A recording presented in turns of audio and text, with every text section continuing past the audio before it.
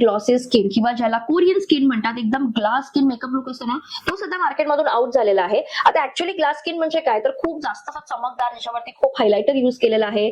मला असं वाटतं साधारण ओलसर किंवा ओली स्किन आहे असा भास होणारा हा मेकअप लुक आहे आणि हा सध्या मार्केटमधून आउट होत आलेला आहे. त्याच्या मागचं कारण म्हणजे हा लुक फक्त आणि फक्त मेकअपने अचीव्ह करता येऊ शकतो, कारण खूपच कमी लोकांची स्किन इतकी ग्लास सारखी चकचकीत असते, पण मेकअपने हा लुक सहज साध्य करता येतो आणि म्हणूनच काहीसा हा फेक लुक वाटतो. सो मला हा लुक पर्सनली कधीच आवडला नव्हता. I always prefer matte finish असलेला ड्यूई जो लुक असतो ना, तो मला नेहमीच आवडलेला आहे, ज्यामध्ये सॉफ्ट ग्लॅम असतो आणि तोच लुक आता सध्या इन झालेला आहे. हा लुक आपण सहज अचीव्ह करू शकतो नॅचरली आणि मेकअपने सुद्धा. जर नॅचरली अचीव्ह करायचं असेल तर असा सॉफ्ट ग्लॅम साठी तुम्हाला तुमची स्किन केअर खूप व्यवस्थित करायचं आहे, त्वचेची काळजी घ्यायची आहे. तुम्ही जे बॉडीमध्ये अन्न खाणार आहात ते तुमचं व्यवस्थित असलं पाहिजे, पुरेशी झोप घेतली पाहिजे, पाण्याचा इंटेक ठेवला पाहिजे.